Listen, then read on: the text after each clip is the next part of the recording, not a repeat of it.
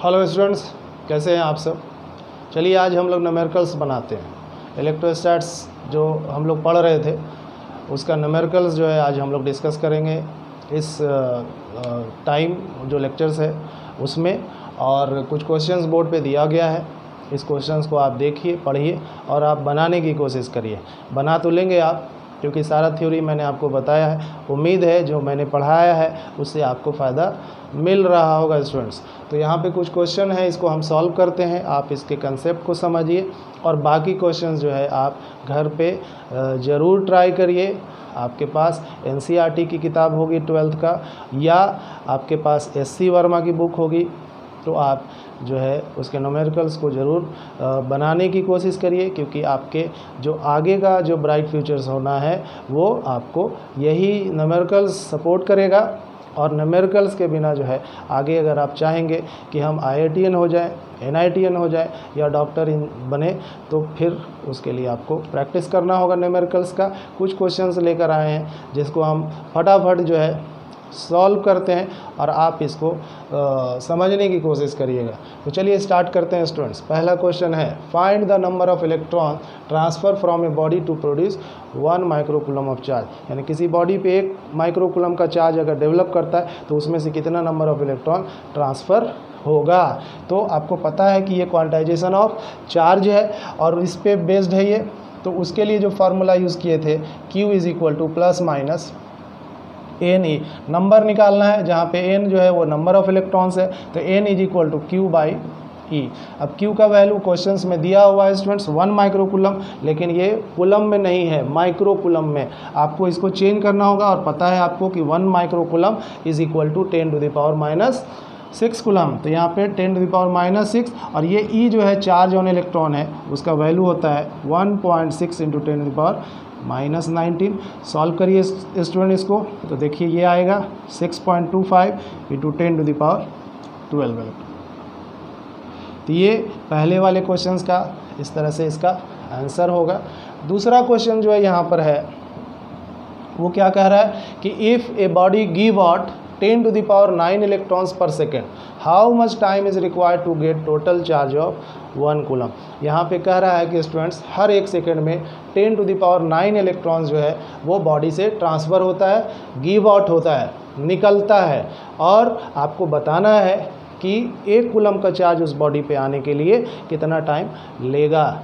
तो आपको पता है कि 1 कूलम का चार्ज डेवलप करने के लिए इलेक्ट्रॉन कितना ट्रांसफ़र होना चाहिए, 6.25 इंटू 10⁻18 इलेक्ट्रॉन्स। तो इतना इलेक्ट्रॉन अगर ट्रांसफ़र होता है तो उस बॉडी के ऊपर 1 कूलम का चार्ज आएगा। तो इतना इलेक्ट्रॉन यानी 6.25 इंटू 10⁻18 इलेक्ट्रॉन्स जो ट्रांसफ़र होगा उसमें जो टाइम लगेगा वो यहाँ पर आपको कैलकुलेट करना है। तो देखते हैं इस क्वेश्चंस को।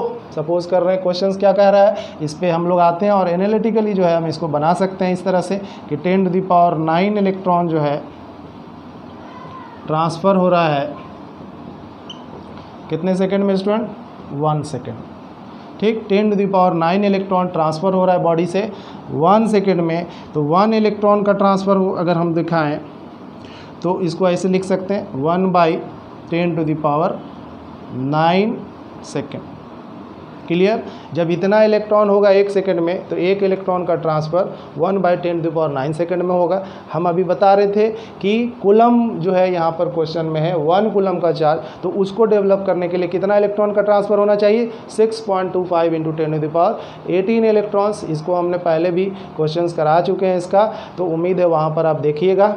यहाँ पर हम इसके आंसर्स को बताने की कोशिश कर रहे हैं और ये बता रहे हैं कि 1 इलेक्ट्रॉन्स के निकलने में 1/10⁹ सेकेंड लग रहा है। तो कितना इलेक्ट्रॉन्स निकलेगा, 6.25 इंटू 10⁻18 इलेक्ट्रॉन अगर यहाँ से निकल रहा है स्टूडेंट, तो आप इसको एनालिटिकली जो है लिख सकते हैं 6.25 इंटू 10⁻18 डिवाइडेड बाई 10⁹। सॉल्व करिए 6.25 इंटू 10⁹, 2 जा 18 होता है, 9 कैंसिल हो गया, क्योंकि ये प्लस में है ऊपर जाएगा माइनस में होगा, तो यहाँ जो बचेगा वो 9 ही बचेगा। सॉरी, यहाँ पर क्या निकालना था, टाइम, तो इतना सेकंड लगेगा। तो 6.25 इंटू 10⁹ 9 सेकंड लगेगा अगर उस बॉडी के ऊपर 1 कूलम का चार्ज डेवलप करता है, और ये 1 कूलम का चार्ज तभी डेवलप करेगा जब उस बॉडी से 6.25 × 10⁻18 इलेक्ट्रॉन जो है वो ट्रांसफ़र होगा। यानी इतना इलेक्ट्रॉन को ट्रांसफ़र होने में जो टाइम लग रहा है वो है 6.25 × 10⁹ second.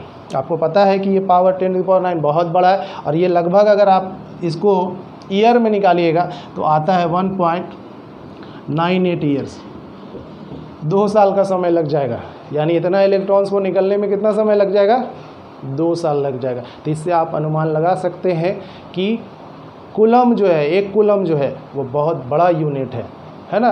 Coulomb is a big unit, और अगर 1 कूलम चार्ज बॉडी पे डेवलप कर रहा है तो उसमें से जो इलेक्ट्रॉन ट्रांसफ़र हो रहा है कितना? 6.25 × 10⁻18 इलेक्ट्रॉन्स। इसको ट्रांसफ़र होने में लगभग 2 साल लगेगा, है ना। ये बिग यूनिट, इसीलिए कूलम जो SI यूनिट तो है, लेकिन जब यूज़ होता है प्रैक्टिकली, है ना, अपने लाइफ में, तो वहाँ पर micro coulomb, milli coulomb, nano coulomb, pico coulomb, इस तरह के जो है वैल्यू के साथ चार्ज जो है रिप्रेजेंट होता है अपने इस प्रैक्टिकल लाइफ में। तो ये दूसरा क्वेश्चन उम्मीद है आप समझ गए होंगे कि कैसे ये आ रहा है। तो 2 साल का समय लगभग ये लेगा अगर 1 कूलम का चार्ज बॉडी पे आता है तो। चलिए इसको मिटाते हैं। तीसरा जो क्वेश्चन है स्टूडेंट, यहाँ पर आप पढ़िए उसको, देखिए क्या कह रहा है। थर्ड क्वेश्चन कह रहा है कि शो करना है ke² इज़ डायमेंशन लेस। आपको NCERT के क्वेश्चन ये सब मिलेंगे, आप देखिएगा। उसी क्वेश्चंस को हम यहाँ पर बता रहे हैं। ke² जो है वो डायमेंशन लेस है। इसको आप कैसे शो करिएगा? k यहाँ पर 1/4πε0 है। आप इक्वेशन पर जाइए स्टूडेंट्स। मान लिया जाए कि यहाँ पर 2 चार्ज पार्टिकल है, और चार्ज जो है यहाँ पर इलेक्ट्रॉन है, तो इलेक्ट्रॉन जो है यहाँ पर भी है और यहाँ पर भी, क्योंकि E² लिखा हुआ है, इसका मतलब दोनों इलेक्ट्रॉन है, और इलेक्ट्रॉन पे चार्ज आपको पता है, ठीक है। तो यहाँ पर कौन सा फोर्स लग रहा है? कूलम फोर्स लग रहा है, इलेक्ट्रोस्टैटिक फोर्स लग रहा है, वो कि F है, और इसके बीच का डिस्टेंस स्टूडेंट्स पता है R है। तो कूलम फोर्स या इलेक्ट्रोस्टैटिक फोर्स जो यहाँ पर है F, उसका फार्मूला है K/Q1 Q2/R²। Q1 Q2 2 charge particle है, यहाँ पर इलेक्ट्रॉन के ऊपर जो चार्ज है वो लिया गया, तो ke², क्योंकि इसका वैल्यू Q1 है और इसका वैल्यू Q2 है, तो Q1 के जगह पे E और Q2 के जगह पे भी E है, तो ke²/R²। आपसे पूछ रहा है, क्या पूछ रहा है कि रेशियो ke²/F² डायमेंशन लेस है। पहले तो ये समझिए कि डायमेंशन लेस कौन होता है, कौन से फिजिकल क्वांटिटी जो है वो डायमेंशन लेस होता है। तो सेम रेशियो में अगर रहेगा, या आप कह सकते हैं नंबर में रहेगा, तो उसका कोई डायमेंशन नहीं होता है। तो हम लोग चेक करेंगे कि क्या इसका रेशियो सेम है, यानी ये एक न्यूमेरिकल्स जो वैल्यू है उस रूप में ये दिखाई दे रहा है। तो जहाँ कोई नंबर आता है, कोई कांस्टेंट वैल्यू आता है, तो वो डायमेंशन लेस होता है। तो हम लोग इसको पहले चेक करते हैं कैसे। अब ये F जो है ये है, अब इसको आप देखिएगा F² इधर आ जा रहा है, = ke²। आपसे कह रहा है ke² ऊपर है, तो इसको आप यहाँ पे और करके लिख सकते हैं, ke² = Fr², ke² इसको इधर लाइए आप Fr²। आप देख के आ रहे हैं कि ये दोनों इक्वल है, और जब ये दोनों इक्वल है तो कैंसिल होगा, सेम रेशियो में है, 1 होगा। और 1 जब नंबर है तो इसको आप क्या कहिएगा? Dimension less. तो इसीलिए आप कहेंगे कि ke²/Fr² ये यहाँ पर डायमेंशन लेस है। ठीक, आपके NCERT में इसको जो है और भी दूसरे तरीके से बताया गया है, और अगर वो देखना चाहते हैं तो थोड़ा सा यहाँ पर समझिए।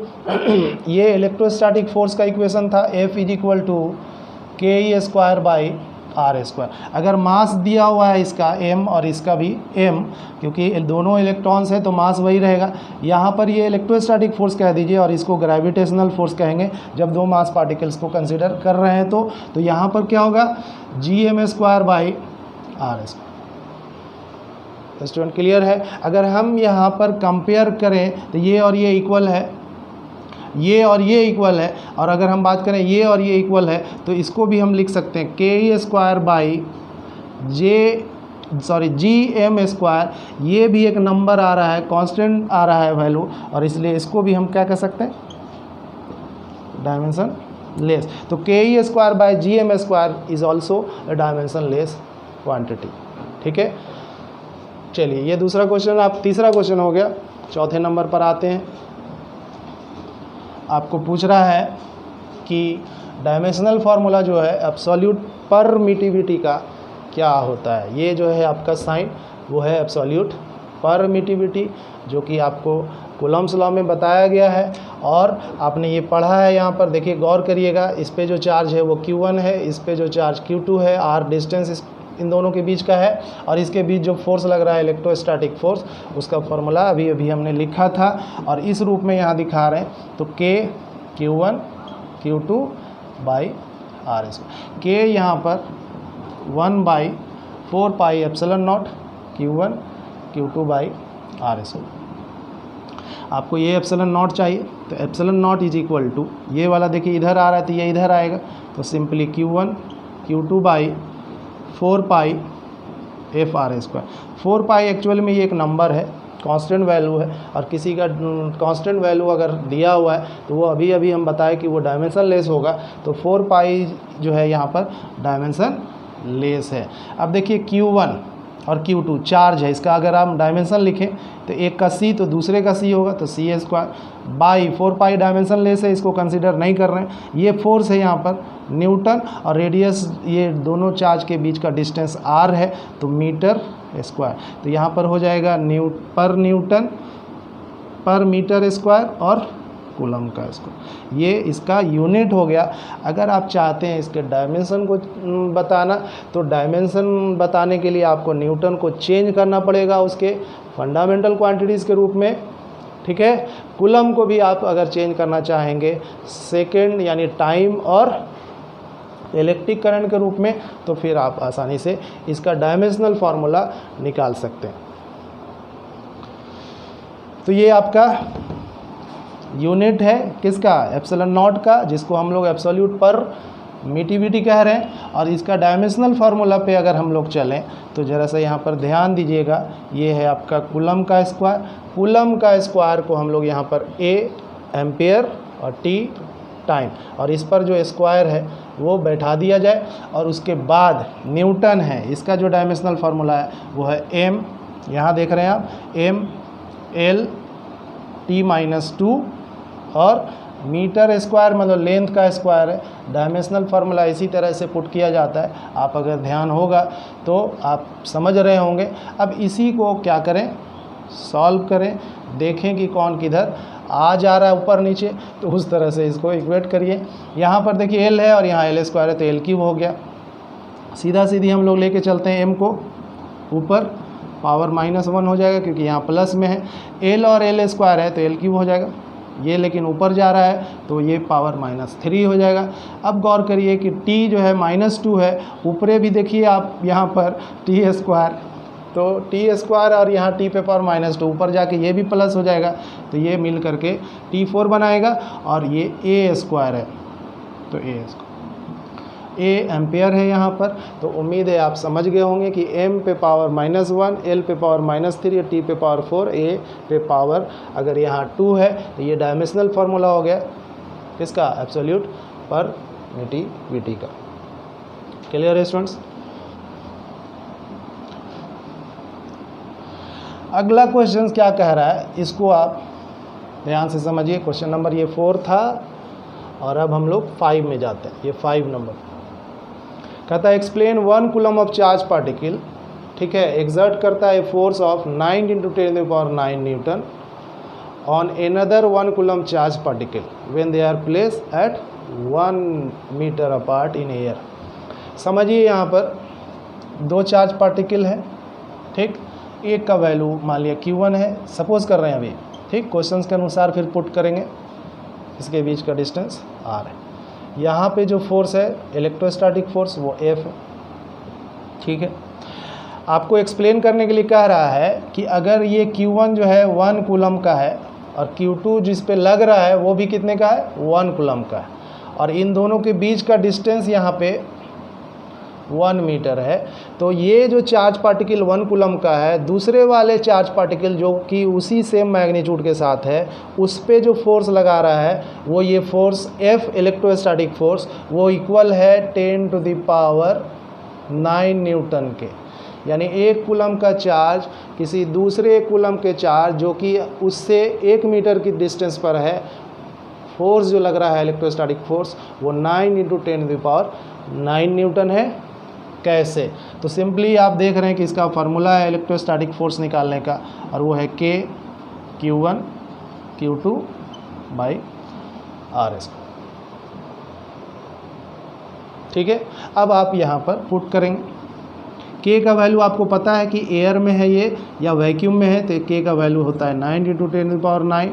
Q1 का वैल्यू क्वेश्चंस के अनुसार कह रहा है 1, और दूसरे पे जो लग रहा है उसका भी मैग्नीट्यूड 1 है और डिस्टेंस भी यहाँ पे 1 है। तो एक्चुअली में अब आपको जो आंसर मिलेगा वो यही आ रहा है, इतना न्यूटन।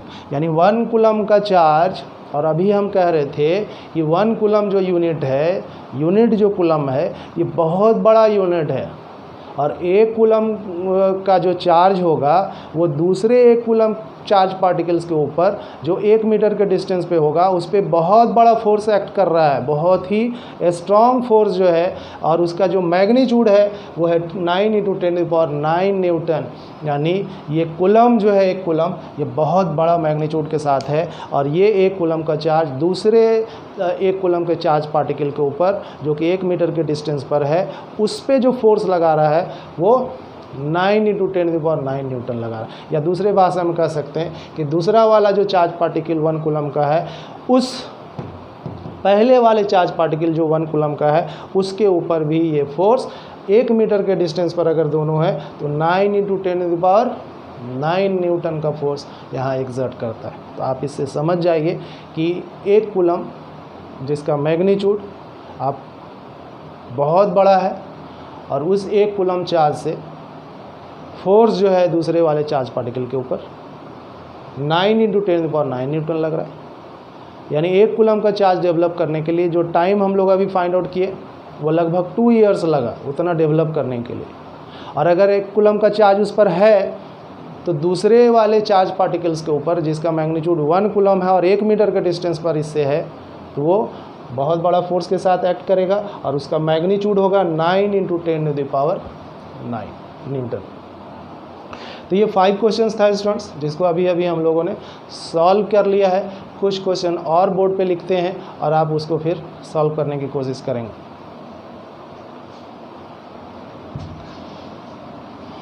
तो इन सारे क्वेश्चंस को यहाँ पर से हटा देता हूँ मैं, और फटाफट जो है 2-4 क्वेश्चन और सॉल्व करने की कोशिश हम सब करेंगे। इलेक्ट्रोस्टैट का जो क्वेश्चन है वो चार्ज से रिलेटेड है, और फोर्स जो इलेक्ट्रोस्टैटिक फोर्स है उससे रिलेटेड है। अभी हम लोग फर्स्ट चैप्टर पढ़ रहे हैं, तो उसमें आपने देखा कि चार्ज क्या है, प्रॉपर्टीज़ ऑफ चार्ज उसके क्या है, कूलम्ब्स लॉ में इलेक्ट्रोस्टैटिक फोर्स के बारे में बताया गया, वो फाइंड आउट किए। प्रिंसिपल ऑफ सुपरपोजिशन में मल्टीपल जो फोर्सेज है वो किसी पॉइंट पे लग रहा है उसका सम हम लोगों ने फाइंड आउट करना सीख गए हैं। कुछ क्वेश्चन उसी पे प्रिंसिपल ऑफ सुपरपोजिशंस पे बेस्ड जो क्वेश्चन होता है जिसको आप कैसे सॉल्व करेंगे, अब जो है अगला क्वेश्चन दे रहे हैं। उम्मीद है आप इसको समझने की कोशिश करिएगा। ठीक है, यहाँ पर इस तरह से Q और Q और यहाँ पर Q, अगर एक चार्ज पार्टिकल को यहाँ पे माइनस कर दें, ये पॉजिटिव है, ये पॉजिटिव है, डिस्टेंस R, ठीक। ये भी NCERT है, आप देखिएगा क्वेश्चंस। तो कह रहा है क्या कि find electrostatic force on charge plus Q, कहाँ पर है, at C, by other given charge particle. आप देख लीजिए फिगर, एक इक्विलेटरल ट्रायंगल्स है, क्योंकि साइड आपको दिख रहा है इक्वल है, लिखा भी रहेगा क्वेश्चंस में कि इक्विलेटरल ट्रायंगल है और उसके वर्टेक्स पे इक्वल चार्ज यहाँ पर है जो यहाँ दिखा रहे हैं। साइन एक में हमने पॉजिटिव नहीं लिया है, निगेटिव लिया है। और इससे पहले वाला क्वेश्चन जो कराए थे थ्योरी में जो पढ़ा है सुपरपोजिशन, वहाँ पर तीनों पॉजिटिव वाला केस हमने समझाया था। अब यहाँ पर एक नेगेटिव चार्ज को यूज़ कर रहे हैं और उससे फिर देखिए कि क्या यहाँ पर रिजल्टेंट फोर्स आता है। कहाँ पे निकालना है स्टूडेंट्स, समझ गए इस क्वेश्चन को। देखिए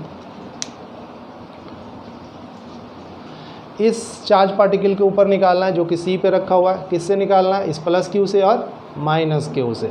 ठीक है, तो ध्यान देना है, कंसेप्ट यहाँ पे बहुत ज़रूरी है, तभी ये सॉल्व हो पाएगा। पॉजिटिव चार्ज है ये, इसके ऊपर फोर्स लगा रहा है ये पॉजिटिव चार्ज जो ए पे है, वो पॉजिटिव चार्ज क्यू पे फोर्स लगा रहा है जो कि सी पर है, तो वो फोर्स का डायरेक्शन इधर होगा। अगर नेमिंग कुछ करना है तो एफ सी पे लग रहा है तो सी लिख रहे हैं, और कौन लगा रहा है? ए लगा रहा है, ए पर जो चार्ज पार्टिकल है वो लगा रहा है, तो यहाँ पर एफ सी ए। अब दूसरा चार्ज पार्टिकल ये लगाएगा इस प्लस क्यू के ऊपर, लेकिन लगाने वाला कौन चार्ज है? माइनस क्यू है, बी पे रखा हुआ है। तो माइनस क्यू चार्ज जो बी पे रखा हुआ है वो इस प्लस क्यू चार्ज पे फोर्स लगा रहा है जो सी पर है।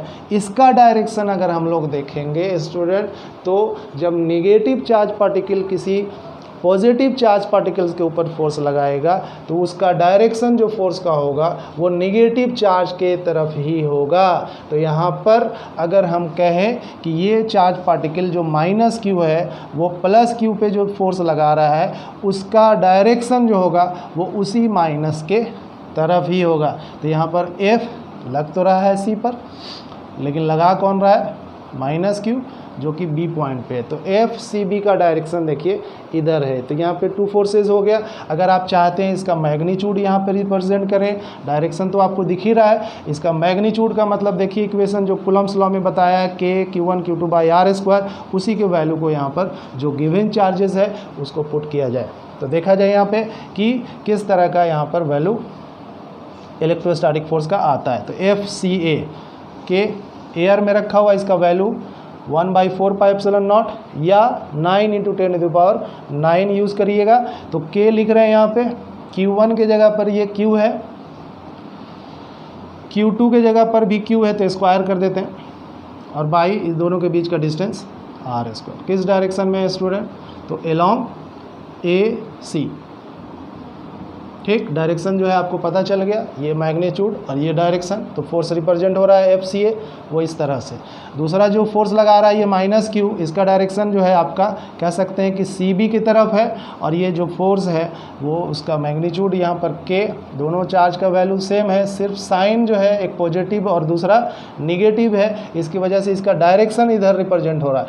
अगर ये पॉजिटिव होता और ये भी पॉजिटिव होता, तो ये अगर फोर्स पॉजिटिव वाला लगाता इधर, तो ये इधर होता, जो हमने आपको पहले वाले क्वेश्चंस में कराया था। लेकिन एक्चुअल में ये माइनस में है। अलग अलग क्वेश्चन देने का मकसद भी यही है कि आप सभी टाइप के क्वेश्चंस को बना सकें। तो यहाँ पर k q square by r square किस डायरेक्शन में हो गया स्टूडेंट्स? तो ये सी से बी की तरफ, सी बी। अब बहुत इंपॉर्टेंट बात ये है कि टू फोर्सेस का तो मैग्नीट्यूड और डायरेक्शन पता चल रहा है, उन दोनों के बीच का एंगल क्या है। ठीक, तो आपका एक फोर्सेस इधर है, दूसरा फोर्सेस ये है। अगर ये वाला एंगल देखा जाए तो यही इस दोनों के बीच का एंगल है, और ये थीटा है। थीटा कितना है ये पता नहीं है, लेकिन जब आप इक्विलेटरल ट्रायंगल को शो करिएगा, जब दिमाग में लाइएगा, तो आपको पता है कि ये 60 है और ये 60 है। तो अगर ये 60 है तो बाहर वाला कितना हो जाएगा? तो ये 120 हो जाएगा। तो फोर्स जो यहाँ पर है एफ सी ए और एफ सी बी, इसका वैल्यू तो यहाँ पर आपको ये मालूम है, और एंगल भी अगर यहाँ 120 मालूम है तो इसका रिजल्टेंट पता चल जाएगा। तो एफ रिजल्टेंट का जो मैग्नीट्यूड है फाइंड आउट करने के लिए स्टूडेंट आपको पता है इस तरह से करते हैं। एफ सी ए है इतना का स्क्वायर, एफ सी बी का square plus 2 F C A F C B into cos theta. अगर मैग्नीट्यूड देखिए तो दोनों का सेम है, तो हम लोग इसको क्या सेम कर सकते हैं, सपोज कर लेते हैं F square plus 2f² cos 120, ठीक है। यानी यहाँ कह सकते हैं कि एफ सी ए का मैग्नीट्यूड एफ सी बी के मैग्नीट्यूड के इक्वल है और उसको हमने माना है एफ, तो इसके जगह f², इसके जगह पे भी f², और यहाँ 2 और f दोनों जब सेम हो गए तो f² cos 120 -1/2 होता है, और -1/2 सॉल्व करिएगा तो ये माइनस में आएगा।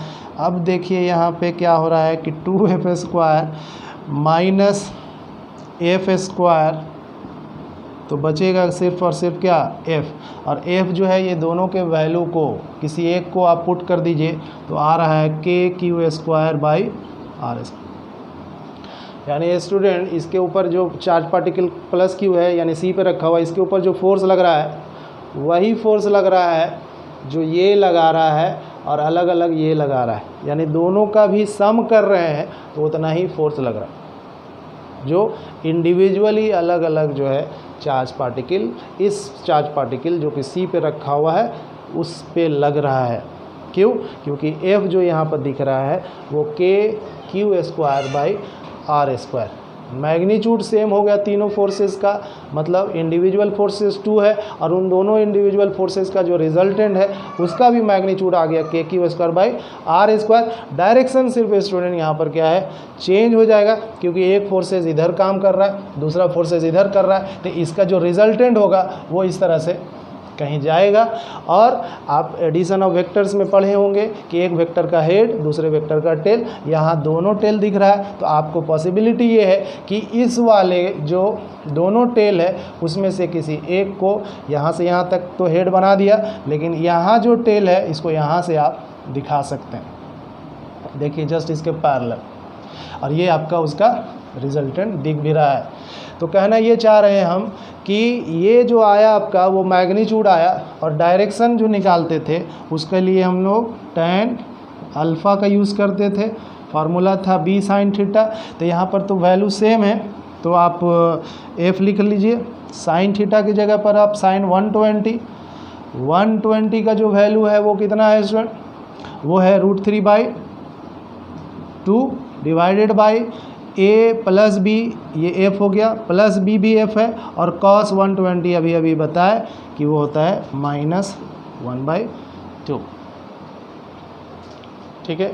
अब इसमें अगर आपको सॉल्व करना है तो देखिए तो क्या आया, √3/2 इंटू f डिवाइडेड बाई, यहाँ पर से एक आधा कैंसिल हो गया तो बचा सिर्फ हाफ, ठीक। ये 2 ऊपर जाके ये कैंसिल हो गया, ये वाला ये कैंसिल हो गया, और बच गया क्या, √3, यानी tan alpha is equal to यहाँ पर √3 आ रहा है, ठीक है। और अगर ये √3 आ रहा है तो इसका मतलब हुआ कि अल्फ़ा यहाँ पे 30 डिग्री, तो अल्फ़ा 30 डिग्री जो होगा, 30 डिग्री जो होगा वो वेक्टर कौन सा फोर्सेस से होगा, सी ए से होगा। तो alpha 30 degree from vector F C, तो kq²/r² मैग्नीट्यूड, डायरेक्शन जो है वो एफ सी ए से 30 डिग्री। कैलकुलेशन में अगर कहीं मिस्टेक हो तो आप चेक कर लीजिए, मेरे ख्याल से सही है।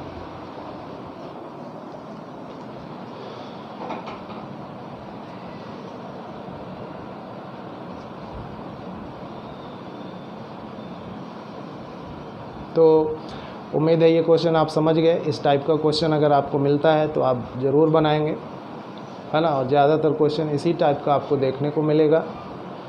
तो और भी क्वेश्चंस हैं, एक क्वेश्चंस और ट्राई कर लेते हैं, देखते हैं उसका आंसर क्या आता है।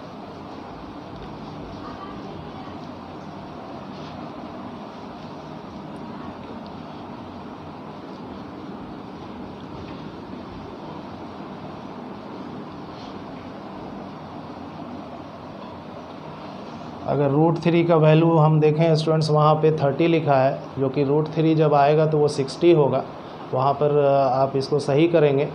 √3 जो है यानी tan alpha is equal to √3 आ रहा है, और अभी याद आया कि √3 जो होता है, tan अल्फ़ा अगर √3 है इसका मतलब अल्फ़ा 60 डिग्री है। कितना होगा अल्फ़ा, तो जो वहाँ पे 30 लिखा है मिटा दिया हमने इसको, आप खुद से उसको सही कर लेंगे, ठीक। यानी डायरेक्शन जो यहाँ पर आएगा वो 60 डिग्री आएगा फ्रॉम वेक्टर एफ सी ए। जो वेक्टर यहाँ पर है वो फोर्स के रूप में है, तो इलेक्ट्रोस्टैटिक फोर्स एफ सी ए से जो रिजल्टेंट का डायरेक्शन होगा वो 60 डिग्री होगा। फिर से एक बार यहाँ पर इसको जो है सही कर लीजिएगा। आपका इस डायरेक्शन में था एफ सी ए, यहाँ पे चार्ज पार्टिकल है, एक चार्ज पार्टिकल जो है इधर जो है आपका था वो माइनस क्यू में था, और रिजल्टेंट जो हम लोग अभी फाइंड आउट कर रहे हैं वो एफ आर, वो यहाँ पर देख क्या रहे हैं कि एफ सी ए का वैल्यू भी एफ है, इसको आप क्लियरली समझ लीजिए। और ये एफ के इक्वल है मैग्नीट्यूड, और इधर जो आपका है वो भी एफ के इक्वल है, वो आपका वैल्यू था यहाँ पर क्यू चार्ज है सी पॉइंट पे, तो एफ सी यहाँ पे बी था और यहाँ पर ए था, ऐसे कुछ समझिए। तो एफ सी बी जो होगा उसका भी मैग्नीट्यूड जो है वो एफ ही था।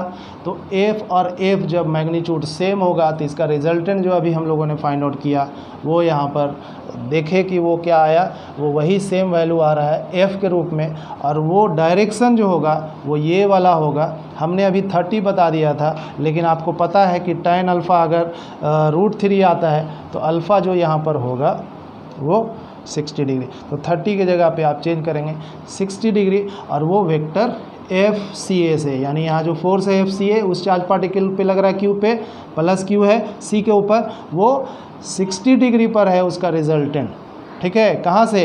इलेक्ट्रोस्टैटिक फोर्स एफ सी ए से, ठीक। तो आप इसको थोड़ा सा यहाँ पर समझ लीजिए। फिर से एक बार मैंने बताया इसीलिए ताकि कोई कन्फ्यूज़न नहीं हो। 1/√3 रहता तो 30 होता, लेकिन √3 आ रहा है स्टूडेंट, तो इसलिए इसका वैल्यू 60 होगा। और 60 डिग्री जो है एफ सी ए से डायरेक्शन होगा रिजल्टेंट इलेक्ट्रोस्टैटिक फोर्स का, जो प्लस चार्ज क्यू पे लग रहा है और रखा हुआ कहाँ पर था? सी के ऊपर। तो ये क्वेश्चंस भी आप समझ गए। अगला जो क्वेश्चंस है यहाँ पर वो इसको देख लीजिए। चार्ज पार्टिकल क्यू, यहाँ पे भी क्यू और यहाँ माइनस क्यू। ए क्वेश्चंस हमने दिया भी है, आप उम्मीद है बनाए होंगे, लेकिन थोड़ा सा चेंज कर दिया यहाँ पर क्या कि फाइंड करना है इलेक्ट्रोस्टैटिक फोर्स कहाँ पे? एट सी पर, या ऑन क्यू पहले लिखिए, अब लिखेंगे सी पे। तो सी पे निकालना है, ठीक है। सी पे जो चार्ज क्यू है उसके ऊपर टोटल फोर्स निकालना है, यानी इससे इस क्यू प्लस से इसके ऊपर, फिर माइनस क्यू से इसके ऊपर, और उसका रिजल्टेंट फाइंड आउट करेंगे। तो यहाँ पर भी देखना होगा कि दो फोर्सेस काम कर रहा है इलेक्ट्रोस्टैटिक फोर्सेस, एक इसका फोर्स काम कर रहा है और एक इसका फोर्स काम कर रहा है। दोनों फोर्स को यहाँ पर लाकर क्या करोगे? ऐड करोगे। वो एडिशन कैसा होगा? वेक्टर सम होगा। तो कैसे करेंगे चलिए इसको बताते हैं। लिखेंगे बारी बारी से कि फोर्स ऑन क्यू एट सी किससे? बाई क्यू से, कहाँ पर है? सॉरी ए पर पहले ले लेते हैं, ठीक। यानी इससे फाइंड आउट करते हैं। डिस्टेंस यहाँ दे देता हूँ मैं, दोनों का इक्वल है, आर आर है। एफ सी पे निकालना है स्टूडेंट, सी पे जो चार्ज क्यू रखा हुआ है, तो सी लिख रहे हैं। किससे लिखे हैं? ए पर जो चार्ज पार्टिकल क्यू है वो है, तो एफ सी ए हो गया। क्या लिखिएगा? के, दोनों पे चार्ज इक्वल है तो के क्यू स्क्वायर बाई, यहाँ से यहाँ तक का डिस्टेंस लेंगे और दोनों अलग अलग डिस्टेंस यहाँ पर बटा हुआ है आर और आर में। इसका मतलब टोटल जो डिस्टेंस होगा ए और सी के बीच वो 2r होगा, और उस पर आपको पता है कि स्क्वायर होता है एलॉन्ग ए सी। क्यों कहा एलॉन्ग ए सी? क्योंकि ये पॉजिटिव है, और इस पे निकालना है तो पॉजिटिव से अवे होगा। जिस चार्ज पार्टिकल पे फोर्स निकाल रहे हैं, अगर पॉजिटिव चार्ज से उसके ऊपर फोर्स कंसीडर कर रहे हैं तो वो उसी डायरेक्शन में होगा, ठीक है। अब दूसरा जो यहाँ पर है फोर्स ऑन क्यू पे है, सी पर ही ये रखा हुआ है क्यू, और निकालना किससे है? बाई माइनस क्यू से है, जो कि बी पर है। इसको सॉल्व करिए तो एफ सी पे ही लग रहा है, लेकिन यहाँ पर जो चार्ज पार्टिकल है वो माइनस क्यू लगा रहा है और वो बी पर है, ठीक। F C B is equal to के दोनों का मैग्नीट्यूड सेम है, के क्यू स्क्वायर बाई डिस्टेंस यहाँ से यहाँ तक r है, सिर्फ r लिखेंगे, r स्क्वायर। यहाँ थोड़ा सा समझना है कि अलोंग किस डायरेक्शन में होगा। फोर्स तो ये चार्ज माइनस क्यू इस पे लगा रहा है क्यू के ऊपर, लेकिन डायरेक्शन जो होगा अगर ये माइनस है तो माइनस के ही तरफ होगा।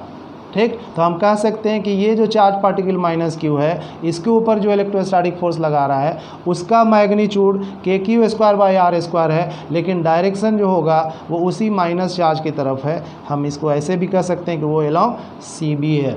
तो ये सी बी दिख गया। अब देखो कि ए सी और सी बी में क्या अंतर है। ए सी इस डायरेक्शन में, यानी हम यहाँ पर लिखना चाहेंगे फिगर में, तो एफ सी ए इस डायरेक्शन में है, और एफ सी बी फिगर में देखिए इधर से इधर है, तो ये एफ सी बी एक दूसरे के क्या है, अपोजिट है स्टूडेंट्स। और जब ये अपोजिट होगा तो इसके बीच का एंगल आपको पता चल जाएगा, और वो यहाँ पर 180 डिग्री है, क्योंकि टू फोर्सेस अगर एक दूसरे के अपोजिट होगा तो उसके बीच एंगल कितना होगा, 180 होगा। तो थीटा का जो वैल्यू यहाँ पर दिख गया वो यहाँ पर 180 है। और जब ये 180 होगा तो आप कैलकुलेट करना जानते हैं कि रिजल्टेंट फोर्स जो निकालेंगे वो यहाँ पर F कौन सा है स्टूडेंट, तो कोई भी एक पॉजिटिव नेगेटिव लेंगे तो यहाँ पर अगर वैल्यू जो है बड़ा वाला है या छोटा वाला कोई लीजिए, चलिए इसको हम लोग लेते हैं, आपका एफ सी ए है minus F C B. Minus क्यों किया, क्योंकि एक इधर से जा रहा है तो पॉजिटिव, और उधर से ये अपोजिट डायरेक्शन में लगा रहा है तो वो निगेटिव। तो जब 180 डिग्री पे रहेगा तो उसका रिजल्टेंट का जो मैग्नीट्यूड होगा वो F C A minus F C B. F C A का जो वैल्यू है वो यहाँ पर है के क्यू स्क्वायर बाई, स्टूडेंट आप देख रहे हैं कि 2r का होल स्क्वायर है, तो यहाँ पे 4r स्क्वायर कह सकते हैं, तो 4r square minus F C B जो है वो आपका k q square by r square. ठीक है, अब आप इसके वैल्यू को अगर फाइंड आउट करना चाहते हैं तो k q square by r square को देखिए कि बाहर कर दीजिए, k q square by r square यहाँ पर भी है, और ये 1/4 माइनस 1/4 माइनस 1 है। नेगेटिव में आंसर आ रहा है, इसलिए आ रहा है क्योंकि ये वाला वैल्यू छोटा है और ये वाला वैल्यू बड़ा है। हमने घटा दिया किस में, छोटे वाले से बड़े वाले में, तो बड़े वाले का साइन यहाँ पर नेगेटिव में था, इसीलिए ये वैल्यू नेगेटिव आ रहा है। इससे कोई आपका रिज़ल्ट में कोई फ़र्क नहीं आएगा। तो k q square by r square क्या लिखोगे जी, 4 माइनस में हो गया, तो 1 माइनस 4 कितना हो गया, -3/4। तो इसको आप लिखेंगे -3 के q square by 4r square. ठीक है, किस डायरेक्शन में है ये, तो किसका मैग्नीट्यूड बड़ा है, किसका मैग्नीट्यूड बड़ा है, इसका है, तो हम डायरेक्शन उसके अलोंग लेंगे, तो अलोंग सी बी। नेगेटिव यही दर्शा रहा है कि ये जो है मैग्नीट्यूड में आपका देख रहे हैं कि बड़ा है, मैग्नीट्यूड जो है इस एफ सी ए से एफ सी बी का स्ट्रॉन्ग है, और जो फोर्स स्ट्रॉन्ग होगा उसका डायरेक्शन क्या होगा, उसी की ओर लेना होगा। यानी एक आदमी 10 न्यूटन लगा रहा है और एक आदमी 5 न्यूटन का फोर्स लग रहा है, तो वो बॉडी किधर जाएगा, जो 10 न्यूटन लगा रहा है उधर ही ना। तो यहाँ पर ये जो फोर्स लगा रहा है ये 10 न्यूटन का है, ये जो लगा रहा है वो 5 न्यूटन का है, तो 10 न्यूटन माइनस जो 5 न्यूटन है, तो 5 न्यूटन जो बचा वो इसका फोर्स है जो ग्रेटर है, और उसी के डायरेक्शन में ये मूव करेगा। यहाँ डायरेक्शन को समझाने के लिए इस तरह से बता रहे थे। तो ये भी जो है न्यूमेरिकल्स आपसे बन गया होगा। और चाहते हैं तो अगले लेक्चर्स में, अगले जो है, क्योंकि लेक्चर्स जो है यहाँ पे वीडियो बड़ा हो रहा है, अपलोड करने में प्रॉब्लम होता है, तो इस तरह का क्वेश्चन जहाँ भी मिले आपको स्टूडेंट्स बनाइए और इस पर खूब प्रैक्टिस करिए। Thank you, all the best.